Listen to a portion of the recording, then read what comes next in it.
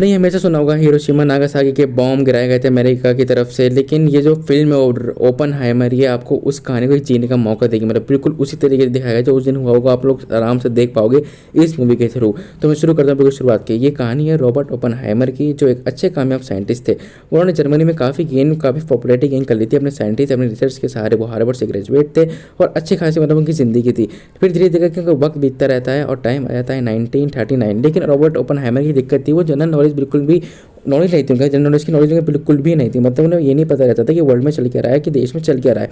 वो थोड़े इस बात में कंफ्यूज रहते थे। ऐसे टाइम बीतता जाता, टाइम आता है 1939, वर्ल्ड वॉर 2 शुरू हो जाती है और जर्मन को डर होता है कि कभी भी कुछ भी हो सकता है। और जो बड़े बड़े साइंटिस्ट होते हैं जर्मन के, वो जर्मनी छोड़ के अमेरिका शिफ्ट हो रहे होते हैं, वहाँ के परमानेंट रेजिडेंस बन रहे होते हैं। और फिर रूजवेल्ट अमेरिका के जो प्रेसिडेंट होते हैं उस टाइम के, वो डिक्लेयर कर देते हैं कि हमें भी कुछ ऐसा करना होगा जिससे दुनिया हमसे डरे, हमें एक पहला एटॉमिक बॉम्ब बनाना ही होगा, क्योंकि जर्मन में ऑलरेडी इसकी रिसर्च चालू हो गई थी। तो इसका जो एटॉमिक बम का सीन था, इसके डायरेक्टर बनाया गया रॉबर्ट ओपनहाइमर, क्योंकि उन्हें ज़रूरत थी बम की। और रॉबर्ट ओपनहाइमर काफ़ी टाइम पहले से इस पर रिसर्च कर रहे होते हैं। तो दिसंबर 1940 को अमेरिका की रेजिडेंटशिप मिल चुकी होती है रॉबर्ट ओपनहाइमर को, और वो तरह तरह के एक्सपेरिमेंट कर रहे होते हैं कि बम को कैसे बनाया जाएगा, किस तरह की शुरुआत की जाएगी दुनिया के पहले एटॉमिक बॉम्ब की। और रॉबर्ट ओपनहाइमर को काफ़ी इस बात की नॉलेज थी कि बम कैसे बनते हैं, या उसके जो, क्योंकि वो फिजिक्स थे, उसे जानते थे उन्हें कैसे करना है, क्या करना है। फिर धीरे धीरे करके उन्हें अमेरिका की तरफ से ऑफर आया कि हम लोग एक बम बनाने जा रहे हैं और आप उसके डायरेक्टर बनने जा रहे हैं।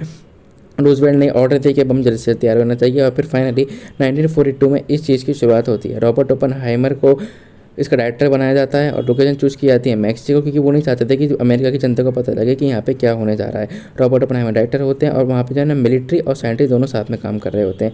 मिलिट्री का काम था बम की सेफ्टी को देखना, कोई बम को चुराना रहे, कोई साइंटिस्ट कुछ ना कर दे। और साइंटिस्ट का काम था रिसर्च करना दिन रात और इस काम को अंजाम देना, इतिहास को बदलने वाले काम को अंजाम देना। और रॉबर्ट ओपनहाइमर ने ऐसा ही किया। वो लगातार मेहनत करते रहते हैं, ट्राई करते रहते हैं तरह तरह के एक्सपेरिमेंट्स। और फाइनली 1942 से लेकर 1945 तक 3 साल बाद वो इस काम में कामयाबी हासिल कर, फिर फाइनली ये एक्सपेरिमेंट्स कामयाब हो जाते हैं और पहला दुनिया का एटॉमिक बम 16 जुलाई को न्यू मैक्सिको पर टेस्ट किया जाता है। सक्सेसफुली वो टेस्ट किया जाता है और वो कामयाबी इन लोगों को मिल जाती है। इसीलिए ये फिल्म 21 जुलाई को रिलीज़ की गई, जो ताकि आपको फील ऐसा है कि जुलाई में उस दिन पहला बम टेस्ट किया गया था न्यू मैक्सिको की लोकेशन पे। टेस्ट कामयाब होता है और तब वो ओपनहाइमर एक लाइन बोलते, I become the death the destroyer of the world. और ये लाइन बड़ी फेमस है, आज तक ये लाइन गाई जाती है लोगों द्वारा जो याद रखते हैं रॉबर्ट ओपनहाइमर को। खैर ये लाइन वो बोल देते हैं और फिर रॉबर्ट ओपनहाइमर ने काफ़ी पॉपुलरिटी की वजह से गेन कर ली थी। और फिर इसके बाद अलायंस बनता है, पोस्ट एंटी ट्राई करते हैं। वो लोग बोलते हैं कि हम लोगों को ये वर्ल्ड वॉर 2 ख़त्म करवानी है, लेकिन जापान कभी भी सरेंडर नहीं कर रहा होता है।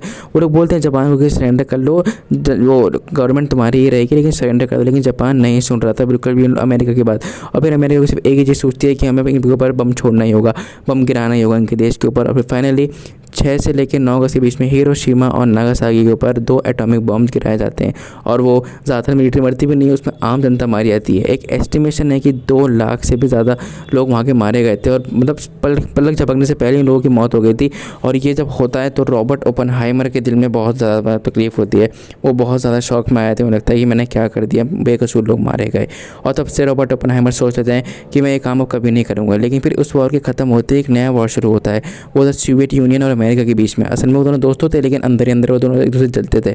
और फिर वो लोग रॉबर्ट ओपनहाइमर को फिर ऑफर करते हैं, बोलते हैं कि हमें एक और बम की ज़रूरत है। लेकिन रॉबर्ट ओपनहाइमर बोलते हैं कि मैं दोबारा नहीं करूँगा। फिर आपको पता है कि मान लीजिए कि एक अमेरिका है, देश है, वो चाहता है कि एक एटॉमिक बम बनाया जाए, लेकिन वहाँ पे एक आदमी है जो उस काम का महारत तो है उसे, लेकिन वो मना कर रहा है। तो उसका मतलब वो सोचेंगे देश द्रोही है, जाहिर सी बात है।